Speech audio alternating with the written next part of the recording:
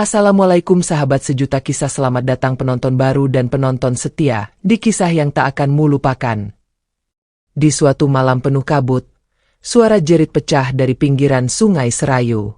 Seorang nelayan tua miskin ditemukan terduduk di lumpur, menggenggam sehelai kain berdarah, sementara di hadapannya seekor buaya raksasa bersimbah luka menatapnya tanpa berkedip. Tak ada yang tahu siapa yang lebih menderita, manusia yang kehilangan segalanya, atau hewan yang dikhianati pemburu. Namun di detik itu, takdir mulai menulis ulang lembaran hidup yang telah lama terlupakan. Apakah pertolongan yang tulus bisa mengubah segalanya? Atau justru membawa bencana? Namun sebelumnya, bagi yang beragama Islam, saya sarankan untuk menuliskan sholawat Nabi Muhammad agar kelak sholawat ini menjadi saksi untuk mendapat syafaat di akhirat. Like dan subscribe ke channel ini sangat membantu menyebarkan dakwah Islam dan menjadi amal jariah. Malam itu, kabut turun lebih tebal dari biasanya. Angin menerpa lembah Sungai Serayu dan membawa hawa dingin yang menusuk tulang. Di tepi sungai, sebuah gubuk reot berdiri miring seolah siap roboh diterpa waktu. Di dalamnya, Pak Dirman, seorang nelayan tua miskin, duduk menggigil memeluk lututnya. Suara perutnya yang keroncongan lebih keras dari desir angin. Sejak istrinya meninggal dan anak sematawayangnya hanyut saat banjir besar 15 tahun lalu, hidup Pak Dirman berubah menjadi bayangan sunyi. Ia tak punya siapa-siapa lagi, hanya jala tua dan sungai yang kadang memberinya ikan, kadang hanya lumpur dan lelah. Sebelum subuh, ia berjalan terseok membawa jala peninggalan anaknya. Kaki tuanya menyusuri jalur licin berlumut menuju dermaga bambu yang hampir patah. Langit masih pekat, bintang pun enggan muncul. Saat jala dilempar, arus sungai seperti mempermainkan harapannya. 1, 2, 3 kali ia menarik. Tak ada ikan. Hanya sampah dan daun kering yang menyangkut di benang kusut jala. Namun ia tak mengeluh. Bibirnya hanya berucap lirih, "Ya Allah, beri aku rezeki meski sebutir pun." Hingga akhirnya, jala menangkap 2 ekor ikan kecil. Tubuhnya gemetar bukan karena dingin, tapi karena syukur yang menyesak. Namun saat ia hendak pulang, suara langkah kaki membuatnya berhenti. 3 pemuda desa, anak-anak orang berkuasa, menghampirinya sambil tertawa. Mereka menunjuk ikan di ember bambu Pak Dirman. "Wah, ikan si saya, Pak Tua," ejek salah satu dari mereka. Pak Dirman hanya menunduk, memeluk embernya erat. "Maaf nak, ini buat sarapan Pak Tua." Tanpa ampun, satu dari mereka meraih ikan dari ember dan melemparkannya ke sungai.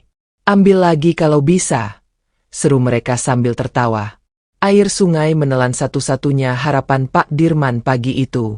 Tubuhnya gemetar menahan marah dan sedih, tapi ia tahu melawan hanya akan membawa bencana. Ia memilih diam dan melangkah perlahan pulang dengan sisa 1 ekor ikan. Malam berikutnya, hujan turun deras. Pak Dirman duduk di depan tungku kecil yang nyaris padam. Sisa ikan ia rebus dengan air asin seadanya. Namun saat angin berdesir pelan dari luar gubuk, ia mendengar suara aneh dari arah sungai.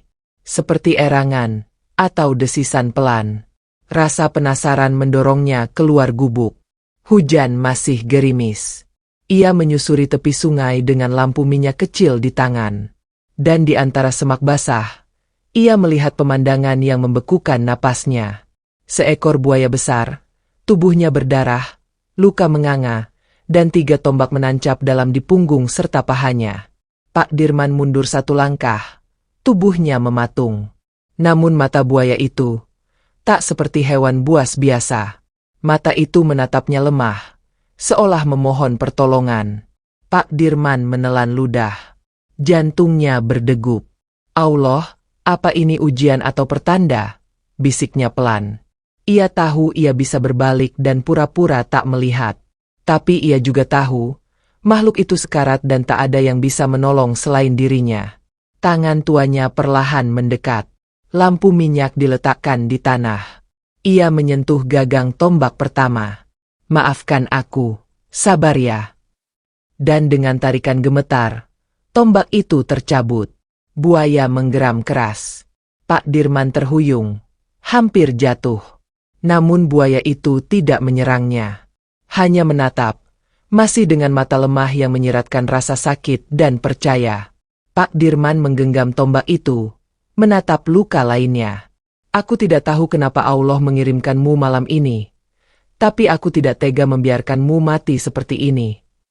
Dan malam itu, di bawah gerimis dan gemuruh air sungai, seorang nelayan tua miskin merawat luka seekor buaya raksasa, tanpa tahu bahwa perbuatannya akan menjadi awal dari perubahan hidup yang tak pernah ia bayangkan.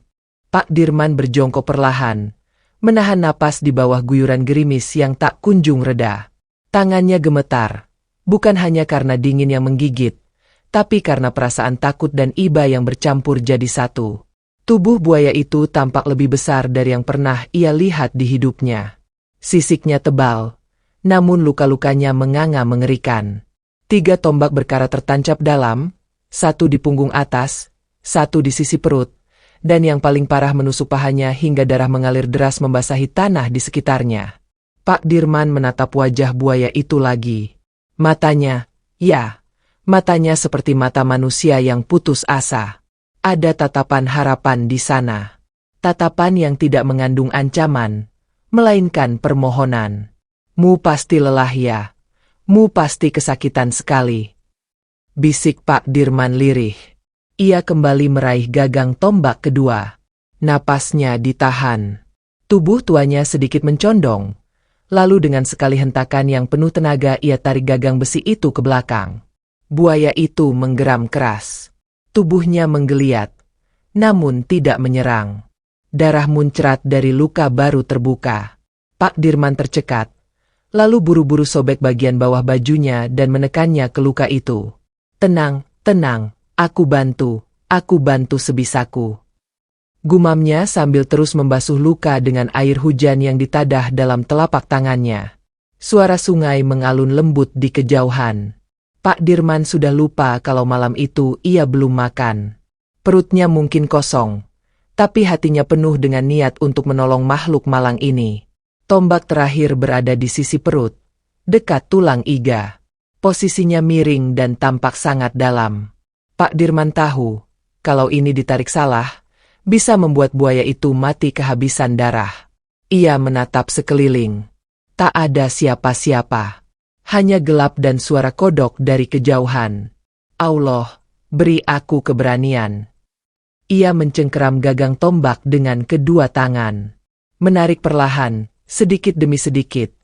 Lalu hentakan keras ia lakukan saat tombak mulai longgar. Jerit buaya bercampur raungan lirih Pak Dirman menggema di sepanjang tepian sungai. Tubuh buaya itu menggeliat sekali, lalu kembali lemas. Pak Dirman terjatuh ke tanah. Napasnya tersengal, tubuhnya basah kuyup, dan bajunya habis sobek untuk membalut luka-luka di tubuh hewan besar itu. Beberapa menit ia terduduk diam. Kemudian ia merangkak mendekat dan menepuk kepala buaya itu pelan. Aku harapmu selamat, entah kenapa. Aku merasamu bukan sembarang buaya. Dengan sisa tenaganya, Pak Dirman mengambil daun lebar dari pinggir semak dan mencelupkannya ke air. Ia sapukan air itu ke sisik-sisik buaya yang berdarah. Tiba-tiba, angin berhenti. Hujan perlahan reda. Dan sinar rembulan mulai menembus awan, menyinari buaya besar itu. Pak Dirman membelalak. Di bawah sinar bulan, sisik-sisik buaya itu tampak berbeda. Seolah berkilauan halus seperti serpihan kristal kehijauan. Subhanallah. Bisik Pak Dirman tanpa sadar. Mata buaya itu terbuka perlahan, menatap Pak Dirman dengan sorot lembut yang anehnya menenangkan. Dan untuk pertama kalinya, buaya itu mengangkat kepalanya, menggesekkan ujung moncongnya pelan ke lengan Pak Dirman. Ia terpaku. Hatinya berdegup lebih cepat. Ia tidak tahu apa arti semua ini. Tapi satu hal yang ia yakini, buaya ini bukan makhluk biasa. Beberapa saat kemudian, buaya itu bergerak pelan. Tubuhnya yang besar mengarah ke dalam hutan, seolah mengajak Pak Dirman mengikuti. Mu mau kemana? Gumam Pak Dirman. Namun tubuhnya sudah berdiri perlahan. Ia mengambil lampu minyaknya dan mengikuti jejak sang buaya yang perlahan menghilang di antara pepohonan. Langkah kaki tua itu terdengar lirih di atas tanah yang lembab. Semakin jauh mereka melangkah, semakin sunyi suasana di sekitar. Pepohonan menjadi lebih tinggi, dan semak makin rapat. Jalan setapak yang mereka lalui tampaknya bukan jalur biasa. Tidak ada bekas jejak manusia. Hanya suara alam yang mengiringi. Pak Dirman merasa merinding, namun tidak ada ketakutan. Ada sesuatu yang menuntunnya untuk terus berjalan. Rasa penasaran bercampur bisikan halus di hatinya. Hingga akhirnya, mereka sampai di depan sebuah gua besar tersembunyi di balik akar pohon beringin tua. Pintu masuk gua itu diselimuti tanaman merambat, dan di depannya mengalir aliran kecil air jernih berkilau. Buaya itu masuk lebih dulu. Pak Dirman menatap mulut gua dengan ragu. Astagfirullah. Tempat apa ini? Tapi saat ia hendak melangkah mundur, suara dari dalam gua menggema. Suara itu lembut namun dalam. Masuklah, engkau telah menunjukkan kasih sayang yang tak dimiliki manusia lain. Pak Dirman membeku. Siapa itu? Aku yang mu tolong malam ini. Aku yang tubuhnya mu selamatkan. Aku adalah ratu dari sungai ini. Dengan jantung yang berdetak kencang, Pak Dirman melangkah masuk. Suasana dalam gua gelap, tapi perlahan cahaya biru kehijauan muncul dari batu-batu kristal di dinding gua. Di tengah gua, buaya besar itu berdiri tegak, namun kini berubah. Tubuhnya masih buaya, namun bersinar, dan dari sisik-sisiknya muncul cahaya lembut seperti perak yang mencair. Dan saat Pak Dirman memandang lebih dekat, perlahan tubuh buaya itu berubah menjadi sesosok perempuan dengan jubah hijau keemasan, mata tajam namun teduh, dan rambut hitam panjang menjuntai menyentuh tanah. Pak Dirman terperanjat. Awe, Allah, siapa engkau? Perempuan itu tersenyum. Aku adalah Ratu Buaya, penjaga sungai ini sejak ratusan tahun, dan malam ini, engkau telah menyelamatkan hidupku. Pak Dirman hanya bisa menatapnya dengan rahang terbuka. Kenapa aku? Karena hatimu yang tulus. Mu memberi tanpa mengharap imbalan. Mu menolong meski mu sendiri kekurangan. Dan itu, yang membuat Allah mengizinkanmu melihat alam yang tersembunyi dari mata manusia. Perempuan itu mendekat dan membuka telapak tangannya. 3 benda kecil muncul. Sebuah mutiara biru, sebuah cincin emas bersisik, dan sebuah kantong kecil dari anyaman emas. Aku ingin menghadiahkan ini padamu, tapi ingat, setiap hadiah membawa ujian. Gunakan dengan hati bersih. Jangan biarkan dunia merusaknya. Pak Dirman menatap ketiga benda itu. Napasnya tercekat. Dan malam itu, di dalam gua rahasia yang tidak pernah dikenal manusia, hidup Pak Dirman berubah untuk selamanya. Namun ia belum tahu bahwa setelah ini, kedamaian bukanlah hal yang mudah ia miliki. Udara di dalam gua terasa lembab. Namun ada ketenangan yang sulit dijelaskan. Dinding-dindingnya berpendar samar, memantulkan cahaya kebiruan dari kristal-kristal alam yang menempel erat. Pak Dirman menatap ketiga benda yang ditawarkan oleh Ratu Buaya dengan tatapan bingung dan gugup. Tangannya gemetar, matanya berkaca-kaca, bukan karena takut, melainkan karena tidak percaya bahwa seorang seperti dirinya, seorang nelayan tua miskin, tiba-tiba menjadi bagian dari sesuatu yang begitu besar dan tak masuk akal. Mutiara ini berasal dari dasar sungai Serayu yang paling dalam. Suara Ratu Buaya lembut, tapi menggema seolah berbicara langsung ke dalam hati Pak Dirman. Jika mu menyentuhnya dengan niat yang tulus, tubuhmu akan dikuatkan. Mu tidak akan merasakan sakit yang sama seperti sebelumnya, dan tubuhmu akan pulih lebih cepat dari luka atau kelelahan. Pak Dirman masih terpaku. Cincin ini, lanjut sang ratu, memperlihatkan cincin emas kecil dengan ukiran menyerupai sisik, akan melindungimu dari orang-orang yang berniat jahat. Selama hatimu tetap jujur, siapapun yang mencoba menyakitimu akan ragu dan gentar sebelum menyentuhmu. Pak Dirman menunduk, mencoba memahami makna dari semua itu. Tangan tuanya terangkat perlahan, menyentuh ujung jubah Ratu Buaya dengan gemetar. Kenapa? Kenapa engkau memberiku semua ini? Bisiknya. Mata sang ratu menatap dalam, lalu ia berkata, karena dunia di atas sudah terlalu kejam pada orang-orang baik.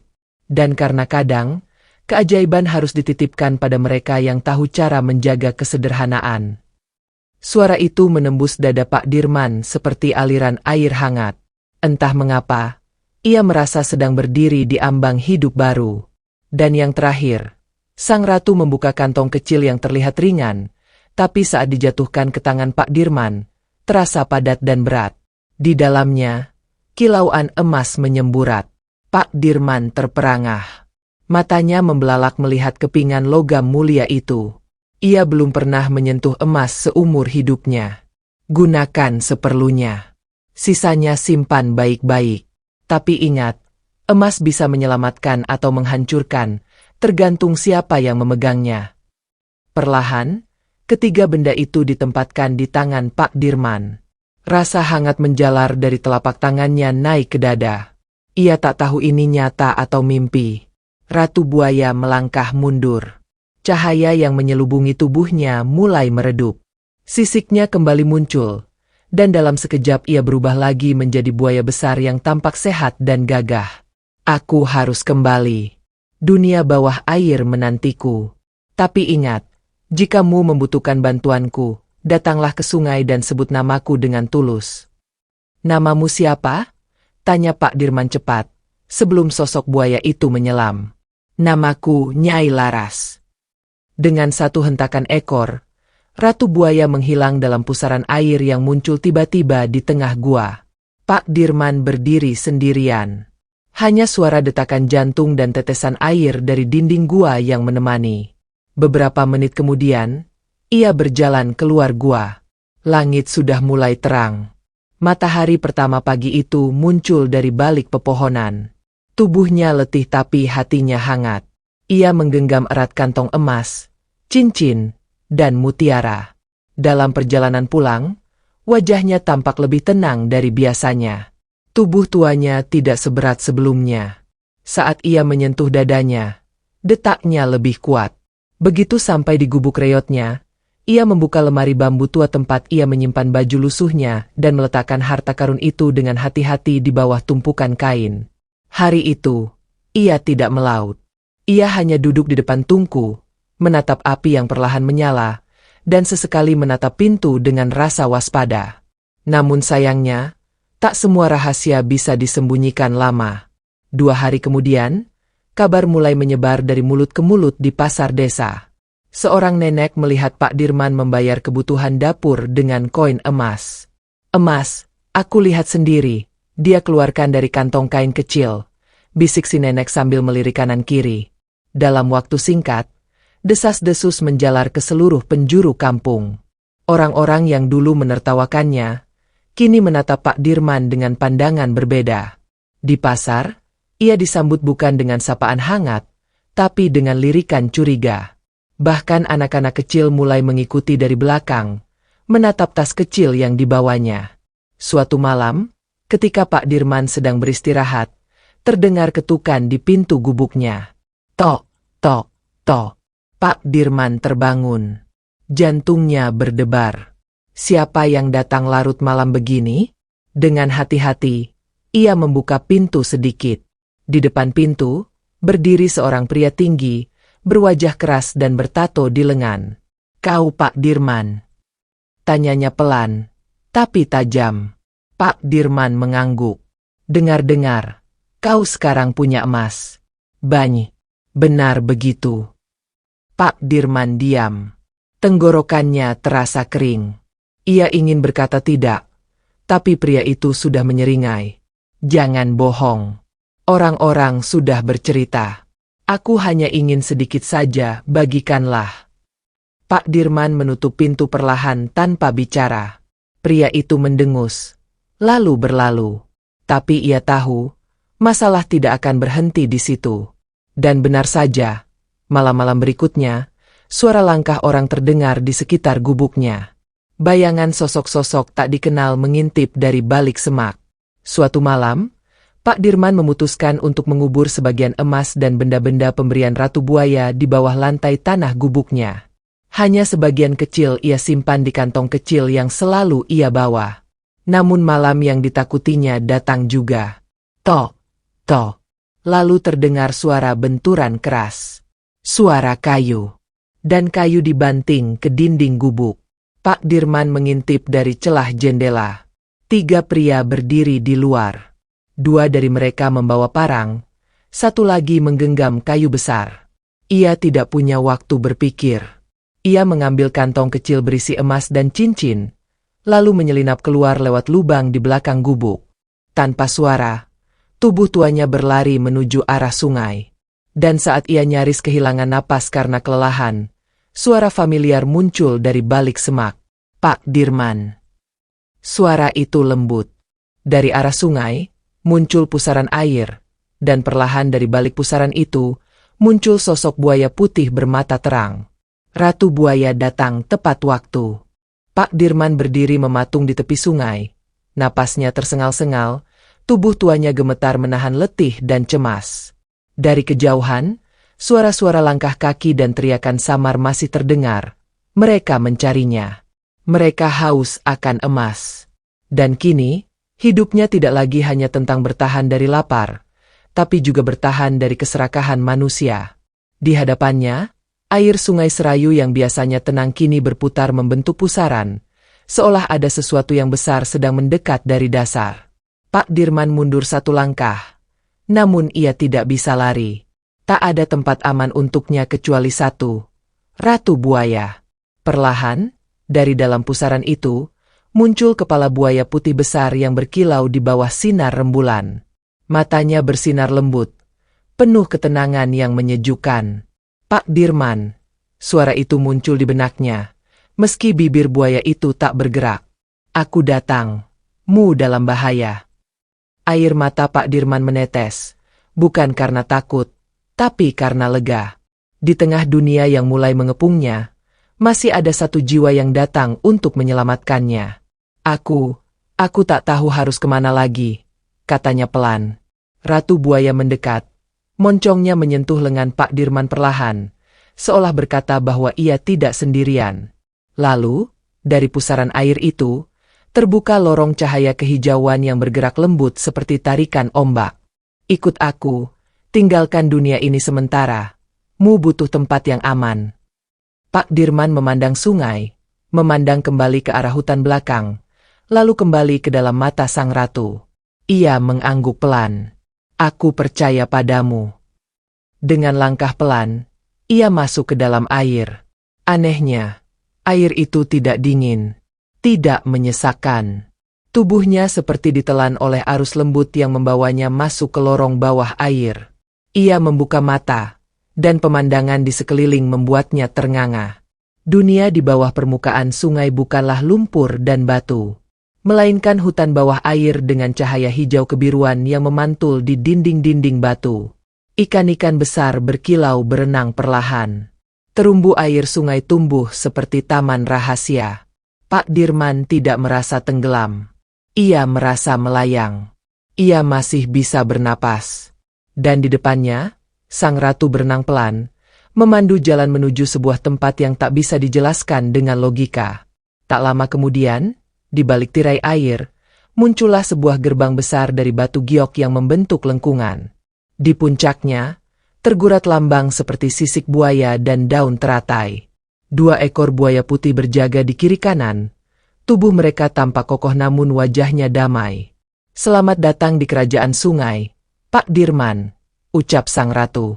Begitu mereka masuk, segala ketegangan di dada Pak Dirman luruh. Di dalam, ia melihat bangunan dari batu pualam yang mengambang. Air mengalir dari dinding-dindingnya, tapi tidak membasahi apapun. Di dalam aula besar yang berkilauan, banyak sosok-sosok setengah manusia dan setengah buaya berjalan dengan damai, menyapanya dengan hormat. Pak Dirman terpaku. Ini semua nyata. Ratu Buaya mengangguk. Ini tempat yang tak bisa dilihat manusia biasa. Hanya mereka yang tulus hatinya yang bisa masuk. Pak Dirman berjalan pelan, menatap setiap sudut ruangan dengan kagum. Suasana tenang, tak ada suara teriakan. Tak ada caci maki, hanya bisikan air dan aroma tanah basah yang menyegarkan. Ratu Buaya membawanya ke sebuah ruangan kecil dengan tempat beristirahat dari daun raksasa yang dipilin halus. Istirahatlah di sini malam ini. Tubuhmu lelah. Besok kita akan bicara lebih banyak. Pak Dirman hanya bisa mengangguk. Ia tak lagi bisa berkata apa-apa. Semua ini terlalu indah, terlalu magis. Malam itu, ia tertidur nyenyak untuk pertama kalinya sejak bertahun-tahun. Tidak ada suara pintu diketuk. Tidak ada bayangan orang membawa parang. Hanya mimpi tentang air yang menari dan bintang-bintang yang jatuh ke sungai. Keesokan harinya, ia terbangun dengan tubuh lebih segar. Di sebelahnya, ada pakaian baru berwarna hijau tua dari bahan halus yang belum pernah ia sentuh sebelumnya. Begitu keluar, Ratu Buaya sudah menunggu di tepi kolam kecil yang mengalir jernih. Ada yang harusmu tahu, katanya tanpa senyum, tapi juga tidak tegang. Dunia atas tak akan berhenti mengejarmu. Manusia tak pernah puas. Mereka melihat satu keping emas. Mereka akan mencari peti di bawahnya.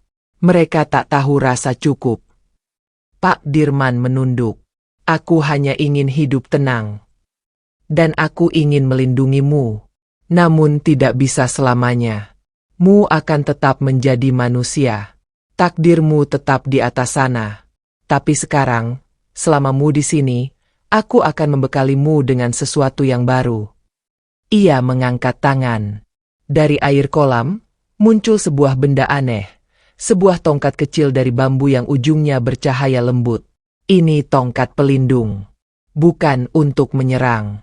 Tapi jika mu mengangkatnya dan menyebut namaku, aku akan datang. Pak Dirman menerimanya dengan dua tangan. Air matanya jatuh lagi. Tubuh tuanya terasa hangat, dan beban di dadanya seperti diangkat. Kenapa aku? Bisiknya. Karenamu satu dari sedikit manusia yang masih tahu bagaimana berterima kasih tanpa syarat. Dan sungai, tidak pernah lupa orang-orang seperti itu. Hari itu, Pak Dirman berjalan mengelilingi kerajaan air. Ia diajak melihat taman kristal di dasar sungai, tempat para buaya muda belajar berenang dan menjaga arus.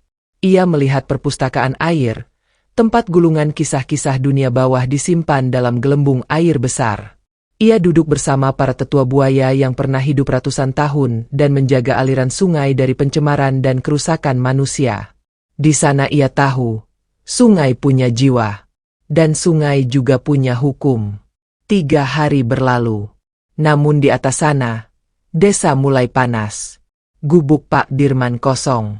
Tanah di sekitar rumahnya tergali. Mereka mencari emas. Mencari harta karun. Para lelaki desa saling menyalahkan. Sebagian yakin emas itu didapat dari mencuri. Sebagian lain percaya Pak Dirman punya perjanjian gaib.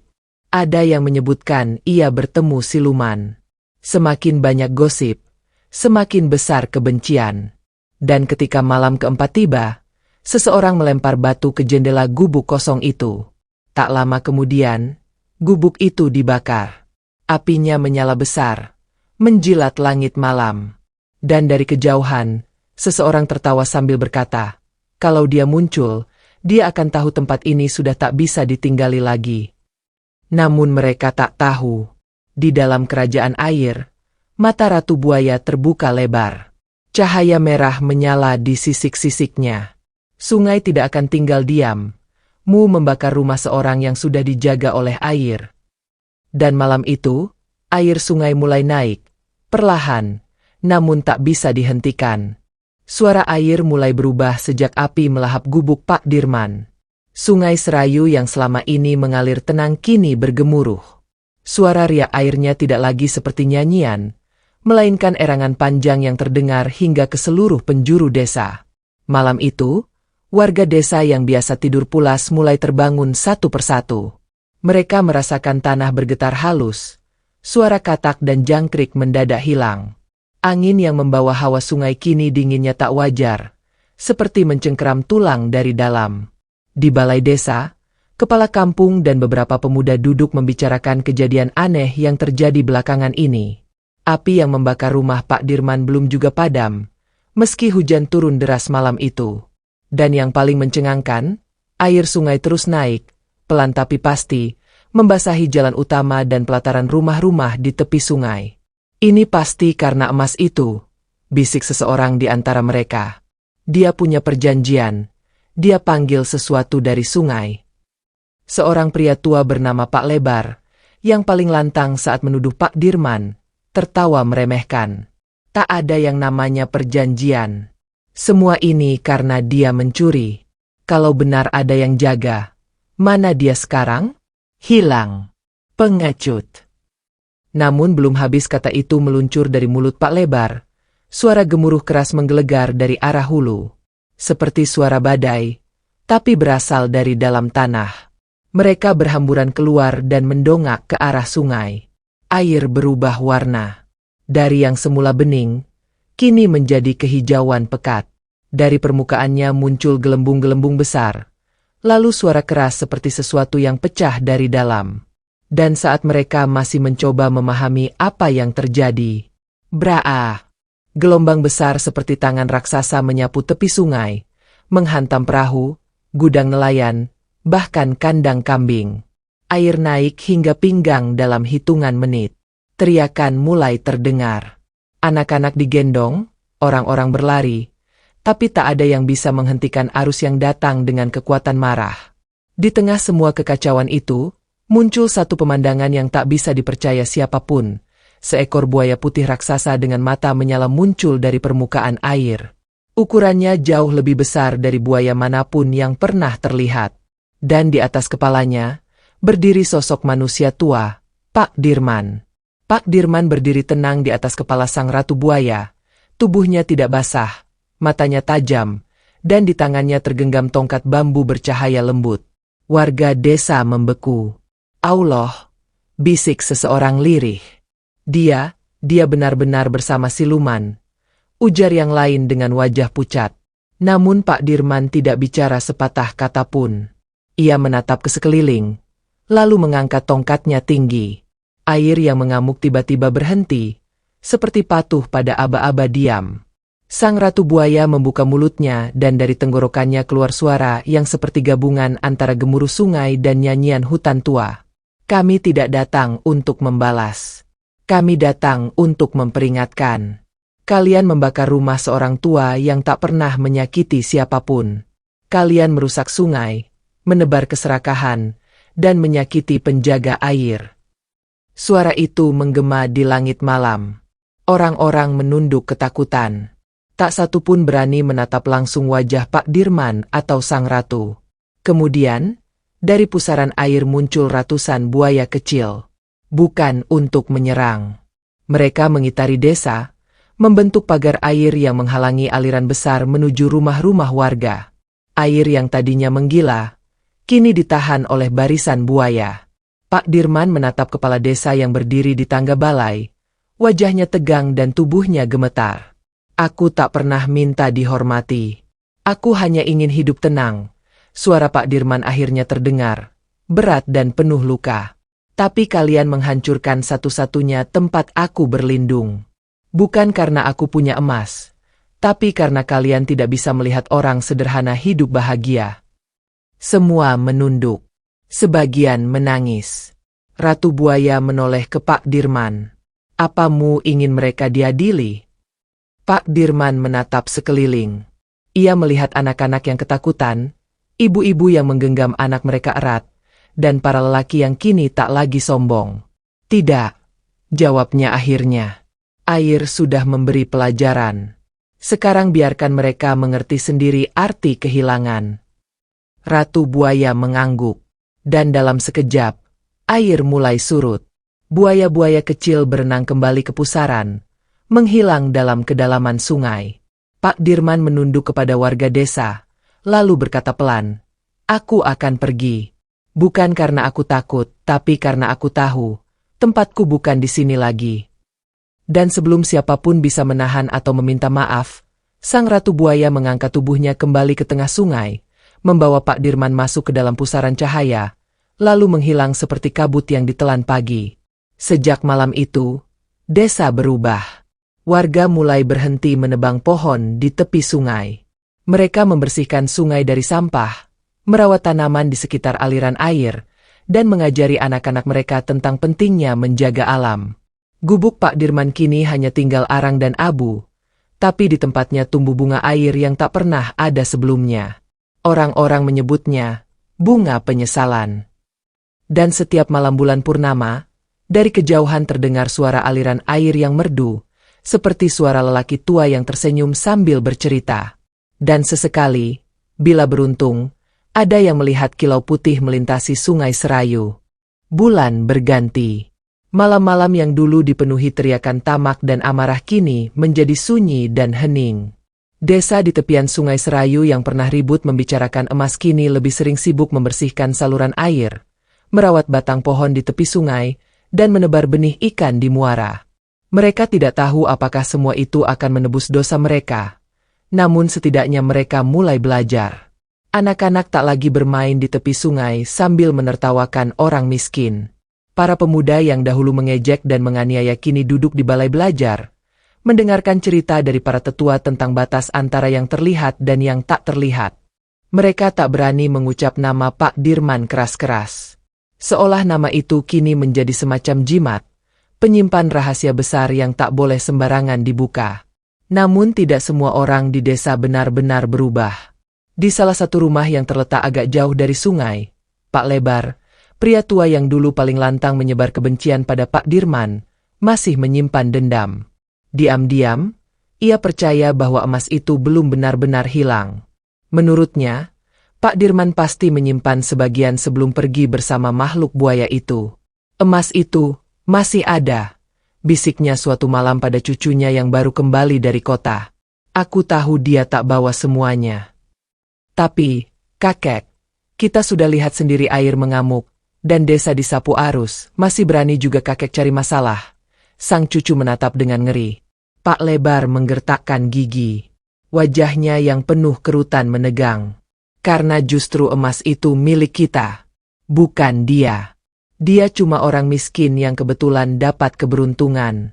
Tapi aku yang bertahan di desa ini lebih lama dari siapapun. Sejak malam itu, Pak Lebar diam-diam mulai menggali reruntuhan gubuk Pak Dirman. Setiap malam, ia membawa linggis dan senter, mencari di bawah tanah, di antara akar, di balik batu.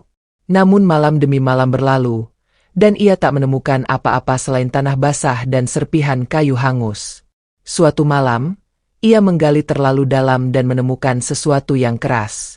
Benda itu seperti batu, tapi lebih halus. Saat ia menyeka permukaannya, ia melihat ukiran bentuk sisik dan lambang seperti yang ia lihat pada buaya putih malam itu. Pak Lebar terdiam. Napasnya tercekat. Tiba-tiba, dari arah sungai, terdengar suara, seperti desir air yang berjalan, tapi tidak ada air di dekatnya. Ia menoleh, dan di balik kabut malam, berdiri sosok tinggi berjubah hitam dengan mata kuning menyala. Kamu masih belum cukup ya? Suara itu seperti gabungan air dan angin. Pak Lebar mundur. Tangannya menggenggam batu bersisik itu erat. Aku cuma mau mengambil bagian milikku. Tak ada yang milikmu, karena kau tak pernah memberi, hanya mengambil. Sosok itu melangkah maju. Pak Lebar berteriak, berlari, namun langkahnya justru membawanya ke arah sungai. Tanah di bawahnya berubah lunak, seperti lumpur hidup yang menyedot tubuhnya perlahan. Dan di saat terakhir sebelum tubuhnya tenggelam, ia melihat mata kuning itu semakin dekat, lalu semuanya gelap. Di kerajaan bawah air, Pak Dirman duduk di sebuah bangku batu yang mengapung. Di hadapannya, Ratu Buaya berdiri di bawah sinar rembulan yang menembus permukaan sungai dari atas. Sebuah rahasia telah kembali ke asalnya, kata Ratu Buaya pelan. Pak Dirman mengangguk. Aku tak ingin ada lagi yang datang karena tamak. Lebih baik mereka lupa aku. Mereka akan lupa, sebagian akan mengiramu sudah mati, sebagian percayamu berubah jadi bayangan sungai. Dan sisanya akan diam karena takut. Ratu Buaya tersenyum lembut. Pak Dirman menarik napas panjang. Ia menata permukaan sungai yang tenang, namun di baliknya menyimpan jutaan kisah, luka, dan pembalasan yang tak pernah terlihat. Bolehkah aku melihat kampungku dari jauh? Tentu. Mu akan melihat hal-hal yang tak bisa dilihat orang biasa. Ratu buaya mengibaskan ekornya ke air, dan muncullah permukaan datar dari air yang bersinar seperti cermin. Dalam pantulan itu, Pak Dirman melihat wajah-wajah yang dulu dikenalnya. Anak-anak yang kini membantu membersihkan sungai. Pemuda-pemuda yang dulu mengejek, kini menjaga jembatan kayu agar tidak rusak.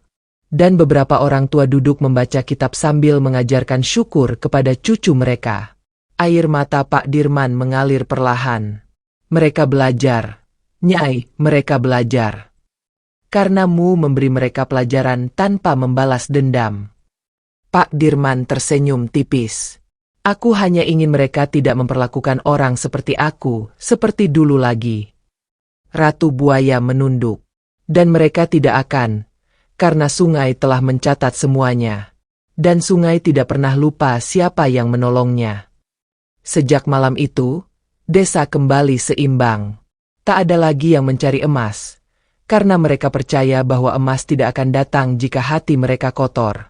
Mereka juga tak lagi bermain-main di sungai saat malam, karena kabarnya, Ratu Buaya menjaga batas antara dunia manusia dan kerajaan air. Dan Pak Dirman? Ia tak pernah terlihat lagi. Namun setiap malam Jumat Kliwon, jika Mu cukup tenang, cukup sabar, Mu mungkin bisa melihat seekor buaya putih berenang di bawah sinar bulan dengan seorang lelaki tua duduk di punggungnya, menatap ke desa, lalu menghilang dalam diam. Fajar menyapa desa di tepi sungai Serayu dengan kabut tipis dan udara basah yang menempel di dedaunan. Burung-burung mulai bernyanyi pelan, dan embun menggantung di ujung batang padi yang baru tumbuh. Kehidupan seperti kembali berjalan normal, namun di dalam hati setiap penduduk, ada satu kenangan yang tak pernah hilang. Kenangan tentang malam ketika air menjadi saksi, dan buaya putih datang bukan untuk menerkam, melainkan untuk memperingatkan.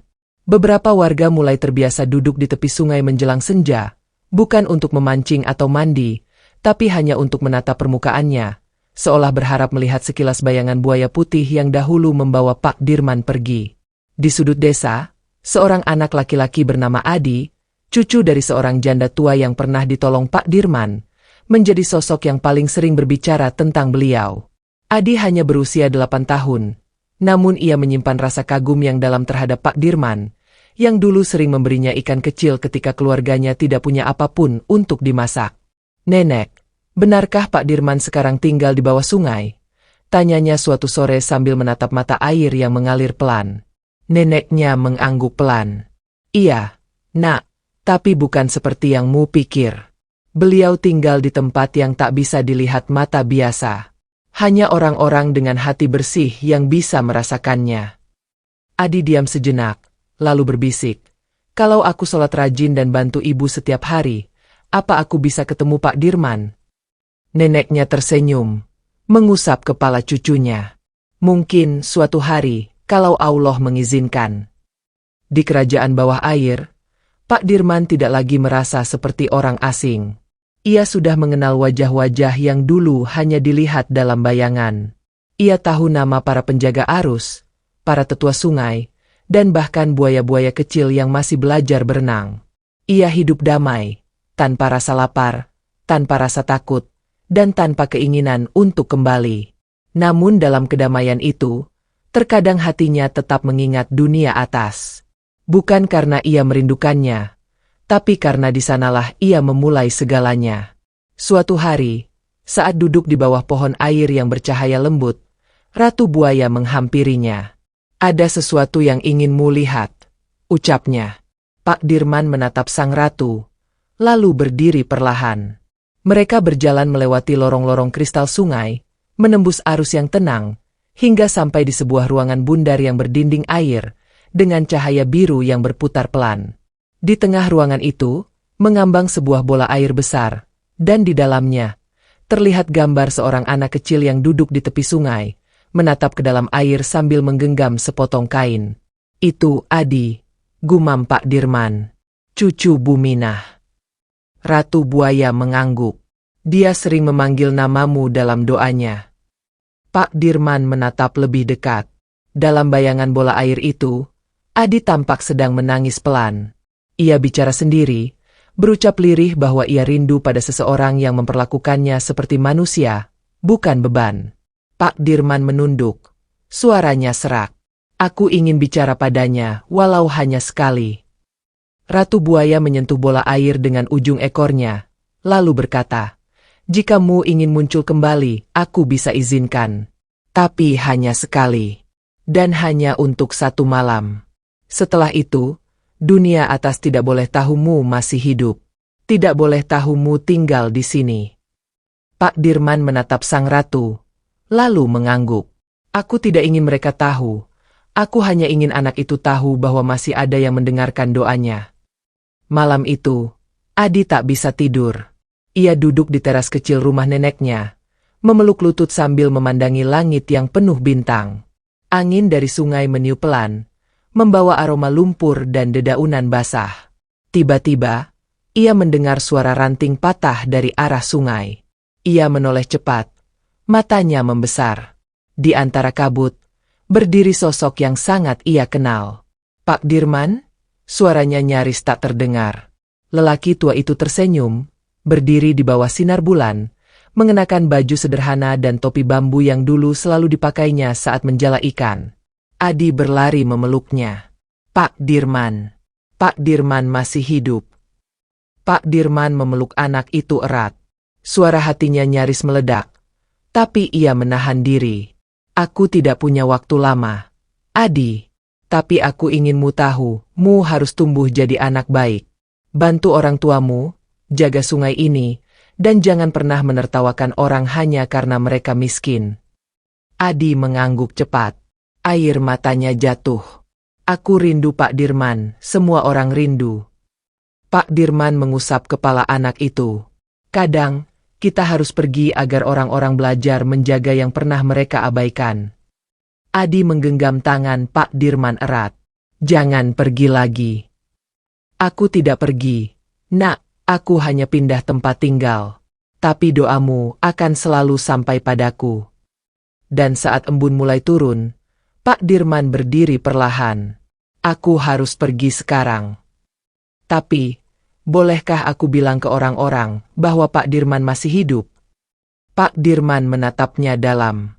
"Jangan. Cukupmu yang tahu dan jaga rahasia ini, sepertimu menjaga air sungai." Adi menunduk, lalu perlahan melepaskan genggamannya. Pak Dirman tersenyum terakhir kali, lalu melangkah mundur ke arah sungai. Dari balik kabut, muncullah buaya putih raksasa. Pak Dirman menaiki punggungnya, dan sebelum Adi sempat berkata lagi, mereka menghilang dalam pusaran air yang berputar pelan. Kembali di kerajaan bawah air, Ratu Buaya menyambut Pak Dirman dengan anggukan. "Kau menepati janjimu." Pak Dirman duduk di tepi batu, menatap ke atas. "Anak itu, dia akan tumbuh jadi cahaya. Aku percaya." Ratu Buaya berjalan mendekat. Dan karena itulah sungai ini masih akan terus mengalir. Selama ada satu hati baik di dunia atas, air akan tetap jernih dan kami akan terus menjaga. Waktu terus berjalan. Desa kecil di tepi sungai Serayu kini dikenal sebagai desa penjaga alam. Tak ada tambang liar, tak ada pembakaran sembarangan. Setiap anak diajarkan tentang legenda buaya putih dan nelayan tua yang membawa perubahan. Di tengah sungai, sesekali muncul kilauan. Dan jika malam cukup tenang, dari arah pusaran air terdengar suara tawa pelan, seperti suara seorang lelaki tua yang tak pernah benar-benar pergi. Hujan turun pelan di sore yang lengang. Air mengalir dari sela-sela genteng rumah Buminah, membasahi halaman kecil yang dipenuhi rumput liar dan bebungaan liar yang tumbuh bebas. Di tengah halaman, Adi duduk bersila di atas tikar pandan, menatap setangkai bunga teratai biru yang tumbuh dari kolam kecil buatan sang nenek. Bunga itu tumbuh hanya semalam setelah pertemuan terakhirnya dengan Pak Dirman. Sejak malam ajaib itu, Adi berubah. Anak kecil yang dulu mudah cemberut kini menjadi lebih tenang, lebih lembut. Ia bangun sebelum subuh, membantu neneknya menyapu, menyiram tanaman, dan mengaji dengan khusyuk. Tak ada yang tahu tentang pertemuannya dengan Pak Dirman. Ia simpan semua dalam hati, sebagaimana yang diminta. Namun setiap kali ia menatap kolam dan bunga biru itu, hatinya terasa hangat. Ia tahu, di balik air yang tenang, Ada mata yang masih memperhatikannya. Di sisi lain Sungai Serayu, jauh dari pemukiman, tersembunyi sebuah hutan kecil yang jarang dijamah manusia. Pohon-pohon besar berdiri rapat, akar mereka menjulur di atas tanah, menciptakan jalur sempit yang berliku. Di tengah hutan itu, mengalir aliran sungai kecil yang terhubung ke tubuh utama Serayu. Dan di balik dua batu besar yang menjulang seperti gerbang, ada gua tua yang nyaris tak terlihat. Tempat itu adalah tempat rahasia yang dahulu ditunjukkan Ratu Buaya pada Pak Dirman. Tempat menyimpan pusaka sungai, peninggalan dari penjaga terdahulu yang pernah menjalin perjanjian dengan air dan kehidupan. Pak Dirman datang ke tempat itu malam itu, ditemani Ratu Buaya. Langkahnya pelan, penuh kehati-hatian. Ia tahu, malam ini bukan sekadar perjalanan, tapi amanah besar akan dititipkan padanya. Sudah saatnya mu tahu rahasia yang selama ini dijaga air, ujar sang ratu. Mereka masuk ke dalam gua, berjalan di atas jalur bebatuan yang licin. Di dalam, cahaya hijau dari alga menyinari lorong. Di ujungnya, terbuka sebuah ruang besar berbentuk lingkaran. Dindingnya dipenuhi ukiran sisik dan aliran sungai. Di tengah ruangan, berdiri sebuah pilar batu tempat 3 benda tertancap. Benda pertama, sebuah jaring tua yang tampak biasa tapi mengeluarkan cahaya tipis. Benda kedua, sebuah tongkat kecil dari kayu ulin yang berurat emas. Dan benda ketiga, sebuah wadah kaca bening yang berisi air yang terus berputar perlahan, seolah hidup. Ini bukan sekadar alat. Ini adalah pusaka, kata Ratu Buaya. Jaring ini pernah dimiliki oleh nelayan yang menyelamatkan sungai dari pencemaran ratusan tahun lalu. Tongkat ini adalah milik penjaga arus pertama, dan air ini adalah air permulaan, sumber dari semua sungai yang mengalir di negeri ini. Pak Dirman terpaku. Kenapa ditunjukkan padaku? Karena kini mu adalah bagian dari mereka. Penjaga. Bukan karena kekuatan, tapi karena ketulusanmu yang langka. Ratu Buaya menyentuh jaring itu dan menyerahkannya. Cahaya lembut menyinari wajah Pak Dirman. Ia menggenggam jaring itu seperti menggenggam ingatan masa lalunya. Masa saat ia menjala ikan demi sesuap nasi, saat ia merasakan sunyi dan kehilangan yang tak mampu diucap. Aku tak tahu apakah aku pantas, ucapnya lirih. Orang yang merasa pantas seringkali bukan yang benar-benar layak. Justru yang merendah, yang layak dipercaya. Sore itu, saat Adi duduk di halaman, ia melihat seekor burung bangau putih mendarat di atas batu dekat kolam. Di paruhnya tergantung gulungan kecil dari daun teratai. Adi bangkit, mendekat, dan burung itu tak lari. Ia meletakkan gulungan itu di depan kaki Adi, lalu terbang tanpa suara. Dengan hati-hati, Adi membuka gulungan itu. Di dalamnya, tertulis tulisan tangan halus. Adi, titipan ini untukmu, jika suatu hari kelakmu dewasa dan sungai kembali bersedih. Jangan biarkan siapapun mencemarinya lagi. Ingat, air menyimpan lebih banyak kenangan daripada batu. Dan di bawah tulisan itu, tergambar simbol berbentuk mata buaya yang setengah tertutup, simbol penjaga sungai. Beberapa bulan kemudian, kejadian aneh mulai muncul di desa lain yang berada jauh dari Serayu, di hilir. Sungai menjadi keruh, ikan-ikan mati, dan bau aneh menyebar.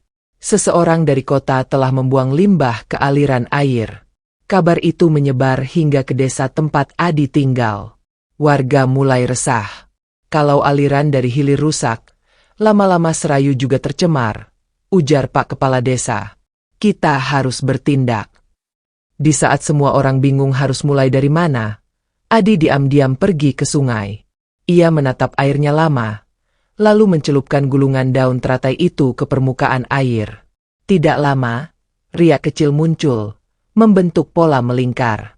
Di kejauhan, terdengar suara halus seperti suara aliran air yang berbisik.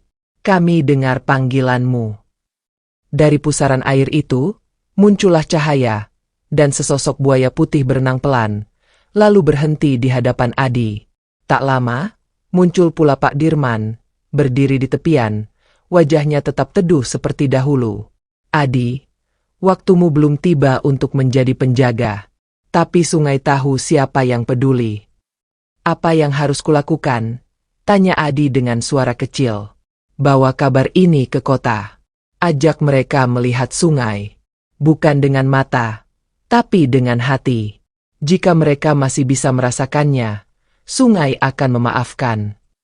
Dengan bantuan warga desa, dan rekaman video dari Adi yang menunjukkan dampak pencemaran, mereka mengirimkan surat dan laporan ke pemerintah kabupaten. Tak lama kemudian, tim dari kota datang. Mereka melihat sendiri betapa banyak makhluk hidup yang menderita karena limbah. Proyek pembersihan dimulai. Dan sedikit demi sedikit, air mulai jernih kembali. Semua orang memuji kepala desa dan warga. Tapi Adi tahu, semua itu tidak akan terjadi kalau sungai tidak membuka jalan terlebih dahulu.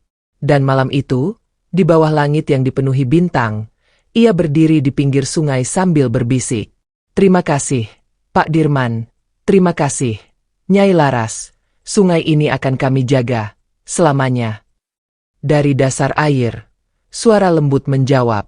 Dan kami akan selalu menjagamu dari bawah permukaan. Hujan turun lagi malam itu, namun bukan hujan yang membuat orang gelisah. Hujan itu lembut, membasahi atap-atap rumah desa seperti sentuhan ibu pada bayi yang sedang tidur. Udara menjadi lebih dingin dari biasanya, dan dari arah sungai, angin berhembus membawa aroma lumpur basah yang khas. Di rumah kayu sederhana milik Buminah, Adi duduk di depan jendela, menatap air yang memantulkan cahaya lampu gantung dari dalam rumah. Tangan kecilnya menggenggam kain yang sudah usang, selembar sisa baju Pak Dirman yang pernah diberikannya dulu, kala Adi belum tahu arti kehilangan dan keajaiban. Di luar, suara air mengalir tetap setia hadir, seolah bercerita setiap detik tentang masa lalu dan masa depan.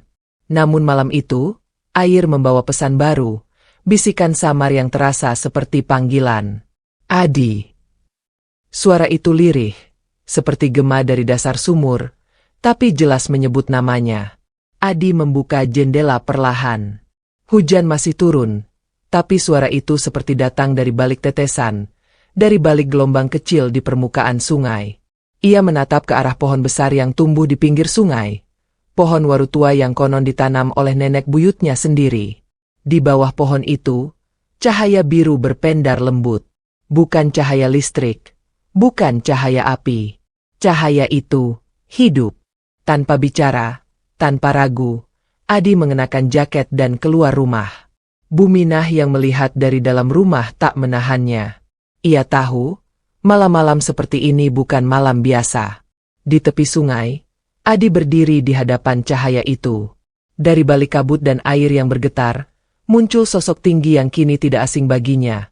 Pak Dirman, dengan senyum hangat, tubuh tegak, dan tongkat bambu bercahaya di tangan kirinya. Adi, suaranya tak berubah, tetap seperti dulu, tenang dan menenangkan. Pak Dirman. Mereka saling menatap sejenak. Adi sudah tak menangis lagi kali ini. Ia tahu pertemuan seperti ini langka, dan ia ingin mengingat setiap detiknya. Air sudah mulai berbisik lebih keras, kata Pak Dirman sambil menatap ke hulu. Sungai sudah jernih, tapi belum semua belajar. Adi mengangguk. Aku tahu, kota masih membuang limbah. Sungai kecil yang mengalir ke Serayu, sebagian sudah hitam. Dan itu tugasmu sekarang, Adi. Aku sudah terlalu tua untuk kembali ke atas. Tapi mu masih punya banyak waktu. Adi menunduk. Tapi aku masih anak-anak. Pak Dirman tersenyum. Dan justru karena itu, anak-anak tak dipenuhi oleh kesombongan. Mereka mau belajar. Dan mereka percaya. Pak Dirman lalu meraih sesuatu dari balik jubahnya. Benda itu kecil, seperti koin, tapi ketika Adi menerimanya, benda itu berdenyut hangat di telapak tangan. Bentuknya bulat pipih, dengan ukiran seperti pusaran air dan tulisan halus mengelilinginya. Ini adalah warisan, ucap Pak Dirman. Tidak ada buku, tidak ada petunjuk. Hanya hatimu yang akan tahu kapan benda ini harus digunakan. Adi menatapnya lama. Apa ini akan memberiku kekuatan? Pak Dirman menggeleng. Tidak. Benda ini hanya akan membuka jalan. Kekuatan tetap datang dari dalam dirimu. Dari keberanianmu membela air, membela yang lemah, dan membela kehidupan. Di bawah permukaan sungai, kerajaan air bergetar pelan. Bukan karena bencana, tapi karena sesuatu sedang berubah. Makhluk-makhluk yang tinggal di sana, buaya putih, kura-kura tua, dan ikan-ikan berpunggung bersinar, semua mengangkat kepala, merasakan hembusan arus yang membawa nama baru ke dalam catatan air. Adi. Nama itu mengalir bersama riak, menari di antara lumut dan akar pohon air, menembus gua kristal, dan sampai di tahta Ratu Buaya. Anak itu sudah siap, ucap Ratu Buaya pelan. Di sampingnya, Pak Dirman berdiri diam, tongkatnya kini menyala lebih redup. Ia tahu, masanya telah benar-benar selesai. Tugasnya kini adalah menjadi penjaga sunyi. Bila kelak ia gagal, tanya seorang tetua air dengan suara berat. Ratu Buaya menoleh. Maka air akan bicara lebih keras. Dan bumi akan menjawab. Hari demi hari berlalu. Adi tumbuh. Bukan hanya tubuhnya, tapi juga cara berpikirnya. Ia mulai menulis di buku-buku kecil miliknya. Tentang sungai, tentang air, tentang kisah Pak Dirman dan Nyai Laras yang tak pernah ia sebut kepada siapapun. Di sekolah, ia dikenal pendiam tapi cerdas. Guru-gurunya sering terkejut dengan pemikiran yang datang dari mulut seorang anak belasan tahun. Ia bicara tentang harmoni, tentang pentingnya menjaga air seperti menjaga diri sendiri. Satu hari, saat mengikuti lomba menulis esai di tingkat kabupaten, Adi mengangkat tema, air yang memiliki ingatan. Esainya mengejutkan banyak orang. Ia menulis dengan bahasa sederhana, namun dalam. Ia menulis bahwa air bisa menyembuhkan, tapi juga bisa menghukum.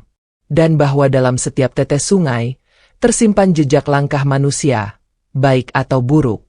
Karya itu menjadi viral.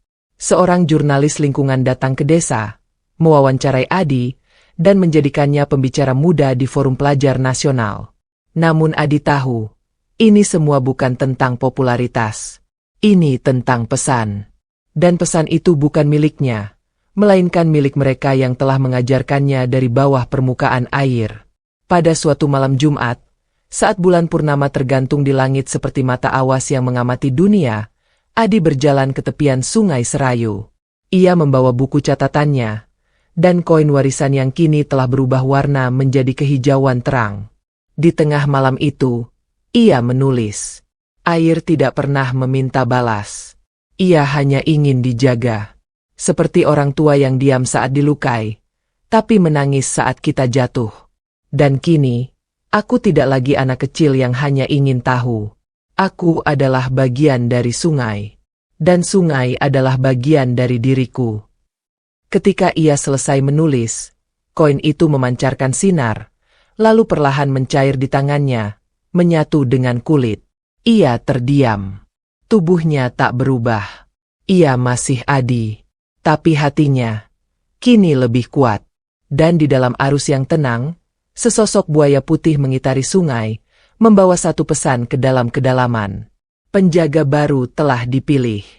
Langit cerah membentang di atas desa. Mentari pagi menyorot pelan dedaunan yang basah oleh embun. Udara pagi membawa aroma rumput liar dan wangi tanah lembab. Suara ayam berkokok dan sayup gemericik air sungai mengiringi aktivitas penduduk desa yang mulai membuka jendela dan menyapu pelataran rumah. Namun di salah satu sudut desa, di tepi sungai yang sejuk dan tenang, berdiri seorang remaja kurus berusia 14 tahun. Adi. Matanya menatap jauh ke arah hulu sungai, tempat aliran air berkelok lembut seperti lukisan tak bertepi. Di tangannya tergenggam sebuah buku kecil dengan sampul dari serat daun teratai kering. Di halaman pertamanya tertulis dengan tinta hitam, Kitab Penjaga Sungai. Buku itu bukan buku biasa. Halaman-halamannya tidak berisi dogma atau ilmu sakti, melainkan catatan perjalanan, pengalaman batin, bisikan air, dan kenangan tentang Pak Dirman dan Ratu Buaya. Setiap lembaran ditulis Adi sendiri selama bertahun-tahun. Hari itu, tepat 2 tahun sejak pertemuan terakhirnya dengan Pak Dirman. Sejak koin itu mencair di telapak tangannya dan menjadi bagian dari dirinya. Sejak malam itu, Adi tidak lagi bermimpi seperti biasa. Ia bermimpi di dalam air. Di dalam mimpi, ia berenang bersama buaya putih. Ia berbicara dengan ikan besar berkepala manusia. Ia diajak ke tempat-tempat yang tak bisa dijangkau manusia biasa. Gua-gua kristal, terowongan cahaya, dan taman-taman yang tumbuh dari dasar sungai. Setiap kali ia bangun, ia menulis semuanya. Bukan untuk dipamerkan. Bukan untuk dijual. Tapi untuk disimpan. Untuk hari ketika dunia mulai lupa bahwa air bisa bicara. Hari itu, sebuah kabar mengejutkan datang dari kota. Pemerintah pusat mengumumkan rencana pembangunan bendungan besar yang akan memotong aliran utama Sungai Serayu.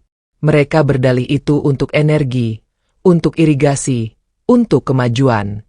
Tapi Adi tahu, itu adalah keputusan yang dibuat tanpa mendengarkan air. Di balai desa, para tetua dan perangkat desa berkumpul. Peta besar terbentang di atas meja bambu. Garis-garis merah membelah sungai, memisahkan desa mereka dari jantung sungai yang telah menjadi ibu bagi ribuan makhluk air. Kalau dibendung, aliran ke sini akan mengecil, kata Pak Lurah. Ikan bisa mati. Sawah kita bisa kekeringan. Timpal yang lain. Tapi siapa yang bisa menolak? Ini perintah dari atas. Adi berdiri di sudut ruangan. Ia menatap peta itu lama, lalu membuka mulut dengan suara pelan namun tegas. Kita bisa bicara pada mereka. Semua mata menoleh. Maksudmu siapa? Mereka. Orang-orang kota. Dan penjaga sungai. Beberapa orang saling berpandangan. Adik, kau masih anak-anak. Ini urusan besar. Pak Dirman juga dianggap tidak penting dulu, kata Adi. Tapi ketika kalian membakarnya, air datang sendiri untuk menegur. Suasana hening. Aku minta izin, lanjut Adi, untuk pergi ke kota, membawa pesan dari desa, dan dari sungai. Perjalanan itu dimulai keesokan harinya. Adi berangkat sendiri, membawa buku catatannya, dan sebotol kecil air dari Sungai Serayu yang ia ambil langsung di bawah pohon waru tempat pertama kali bertemu Pak Dirman. Air itu bukan sekadar air. Ia percaya, di dalamnya ada kekuatan. Di kota, ia tak langsung diterima. Siapa yang mau dengar remaja dari desa? Siapa yang peduli pada suara sungai? Namun Adi tidak menyerah. Ia berdiri di depan gedung dewan, menunggu berjam-jam, hingga akhirnya seorang jurnalis yang mengenal tulisannya dulu datang dan bertanya, "Kau mau bicara soal Sungai Serayu?" Adi mengangguk. Dan hari itu, ia duduk di depan puluhan orang, pejabat, insinyur, wartawan, dan aktivis, dan berbicara selama 20 menit tanpa teks. Ia tidak berteriak. Ia tidak memohon. Ia hanya bercerita tentang buaya putih, tentang Pak Dirman, tentang air yang pernah murka. Ia menunjukkan botol kecil berisi air serayu. Air ini pernah jernih, tapi air ini juga pernah berubah jadi murka. Ia mengeluarkan bukunya, memperlihatkan halaman demi halaman. Gambar buaya putih, simbol mata air, lambang pusaran yang hanya diketahui penjaga. Kalian bisa buat tembok, tapi kalian tak bisa hentikan ingatan air. Karena air menyimpan semuanya. Berita tentang Adi menyebar cepat. Media meliput. Sekolah-sekolah mulai membahas tentang anak penjaga sungai. Dan yang paling mengejutkan, rencana pembangunan bendungan ditinjau ulang. Tim ahli diminta kembali ke lapangan untuk mengevaluasi ulang dampaknya. Di desa, kabar itu disambut haru. Buminah menangis saat mendengar cucunya berdiri di depan menteri dan bicara tentang buaya putih. Pak Dirman pasti bangga, bisiknya sambil menatap langit malam. Beberapa minggu kemudian, Adi kembali ke sungai. Malam itu bulan purnama. Ia berjalan perlahan menuju tepian, membawa buku dan botol air yang kini sudah kosong. Ia duduk di batu besar, membuka lembar terakhir bukunya, dan menulis. Aku bukan siapa-siapa. Aku hanya bagian kecil dari aliran besar. Tapi aku percaya, satu tetes bisa mengubah muara, dan satu hati bisa menjaga satu dunia. Ketika ia selesai menulis, riak muncul di permukaan air, dan dari dalamnya muncul buaya putih, perlahan, seperti bangkit dari tidur panjang. Dan di belakangnya, berdiri sosok yang dirindukan, Pak Dirman. Kali ini tersenyum lebih lebar dari sebelumnya. Kau sudah lakukan dengan benar, Adi. Aku cuma menulis, Pak. Menulis adalah cara air berbicara melalui tangan manusia. Danmu telah menuliskannya dengan hati. Pak Dirman mengulurkan tangan, dan dari dalam air, muncul tongkat bambu yang dulu ia pegang. Sudah waktunya kau yang menyimpannya. Adi menerima tongkat itu. Tubuhnya menggigil, bukan karena dingin, tapi karena sadar. Malam ini, ia tidak lagi hanya seorang anak. Ia adalah penjaga Sungai Serayu. Ratu Buaya muncul di samping Pak Dirman. Dan kami akan selalu ada di bawah arus menunggu, menjaga, menemani. Dalam keheningan itu, cahaya dari dasar sungai naik perlahan, menyinari langit malam. Dan sejak malam itu, Sungai Serayu tidak lagi hanya aliran air. Ia menjadi saksi. Ia menjadi warisan. Dan Adi menjadi nama yang kelak disebut anak-anak sebagai penjaga pertama yang bukan berasal dari legenda, tapi dari kenyataan.